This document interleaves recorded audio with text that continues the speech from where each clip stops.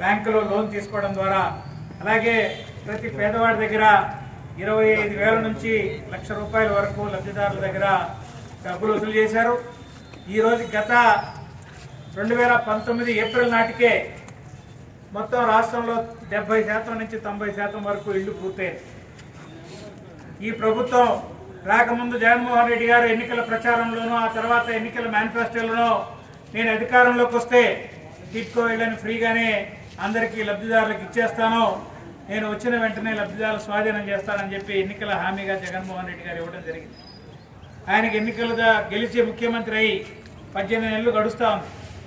ఈరోజు వరకు టిట్కో ఇళ్ళని ఇవ్వడానికి దాన్ని ఊసెత్తుకొని పాపాన్ని పోలేదు ఈరోజు రాష్ట్ర ప్రభుత్వం.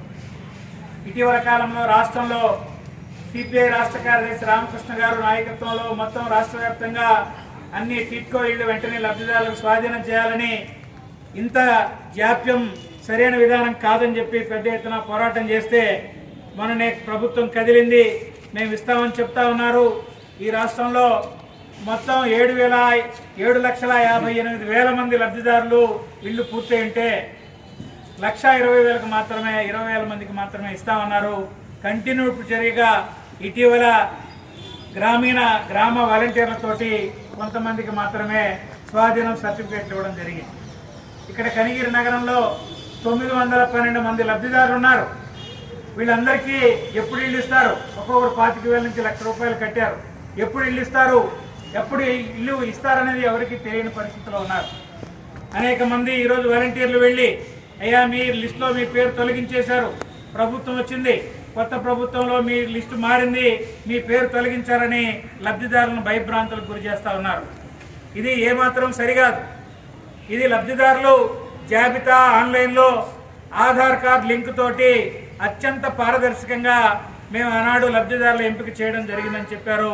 ఇదే అధికారులు ఆ ఎంపికను చేశారు. ఈరోజు దాంట్లో అవినీతి ఉన్నది. 18 నెలల పాటు అవినీతి కుంభకోణం ఉంటే తీయండి బయటికి. ఎవరు అవినీతికి పాల్పడ్డారో వాళ్ళ మీద చర్య తీసుకోండి. కానీ లబ్ధిదారుల్ని లేకపోతే ప్రజల్ని ఇబ్బంది పెట్టడం, ఇల్లు లేని నిరుపేదల్ని ఇబ్బంది పెట్టడం అనేది ఇది రాష్ట్ర ప్రభుత్వానికి తగదని వెంటనే ఈ టిట్కో ఇళ్లకు సంబంధించిన కాంట్రాక్టులను వెంటనే సమావేశపరచండి. వాళ్ళకి నిధులు ఏమన్నా అప్పున్నాయేమో చూడండి. వెంటనే వాటిని పూర్తి చేసి, అసంపూర్తిగా ఉన్న ఇళ్లను పూర్తి చేసి, అక్కడ మౌలిక సదుపాయాలు ఏవైతే ఉన్నాయో అక్కడ ఇళ్ళు, రోడ్లు, డ్రైనేజీ, కరెంటు తదితర సమస్యలన్నింటినీ వెంటనే పూర్తి చేసి లబ్ధిదారులకు త్వరలో స్వాధీనం చేయకపోతే ఈ ఉద్యమం మరింత తీవ్రతరం అవుతుంది. రాష్ట్రంలో మొత్తం లబ్ధిదారులను సమీకరించి పెద్ద ఎత్తున పోరాటానికి పూనుకోవడానికి సిపిఐ సమాయత్తం అవుతుందని సందర్భంగా రాష్ట్ర ప్రభుత్వానికి హెచ్చరిక చేస్తా ఉన్నాం. అలాగే ఇంటి స్థలాలకు సంబంధించి ఇళ్ల స్థలాలు మేము రేపు అనేక వాయిదాలు జరిగినాయి. ఇళ్ల స్థలాలు ఇస్తామన్నారు. రాష్ట్రంలో మేము 40 లక్షల మందికి ఇళ్ల స్థలాలు ఇస్తామని చెప్పారు. దీనికోసంగా 68,000 ఎకరాల్ని భూమిని సేకరించారు. ఈ 68,000 ఎకరాల భూమి ఏం చేసుకుంటారయ్యా? ఏమిస్తారంటే రాష్ట్ర ప్రభుత్వం ప్రకటించింది పట్టణ ప్రాంతాల్లో 1 సెంటు, గ్రామీణ ప్రాంతాల్లో 1.5 సెంటు మాత్రం ఇస్తామని చెప్తా ఉంది. అయ్యా ముఖ్యమంత్రి గారు, మీ బాత్రూమ్ అంత ఉంటుందా? ఈ ఇంట్లో ఎట్లా ఉంటారు? గౌరవంగా వాళ్ళ పిల్లలతోటి వాళ్ళ జీవనం గడపాలంటే, ఇల్లు ఉండాలంటే కనీసం గ్రామీణ ప్రాంతాల్లో 3 సెంట్లు, పట్టణ ప్రాంతాల్లో 2 సెంట్లు లేకపోతే ప్రజలు జీవించడానికి, సామాన్య మానవుడు జీవించడానికి వీల్లేదు.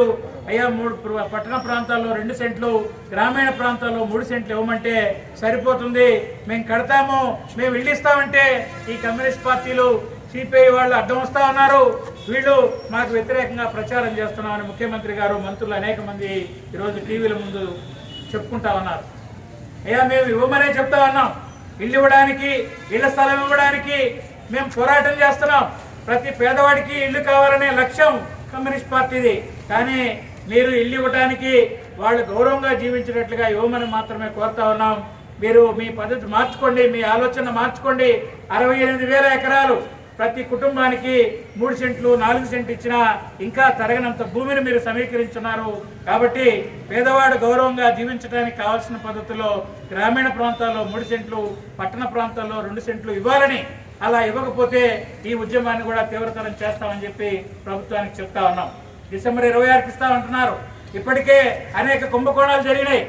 టిట్కో ఇళ్లలో కుంభకోణాలు జరిగినాయని రివర్స్ టెండరింగ్ పేరుతో ఆపిన వాడివి ఈరోజు ఇళ్ల స్థలాల విషయంలో 7,500 కోట్ల రూపాయలు రాష్ట్రంలో అవినీతి జరిగిందని చెప్పి పెద్ద ఎత్తున పత్రికలు మీడియా కూడా ఎక్కువస్తా ఉంది. ఈరోజు నువ్వు ఇళ్ల స్థలాలను ప్రభుత్వం పంచడం ఆపుతావని మేము అడుగుతా ఉన్నాం. కాబట్టి ఈరోజు జరిగిన అవినీతిని పక్కన పెట్టి పేదవాడికి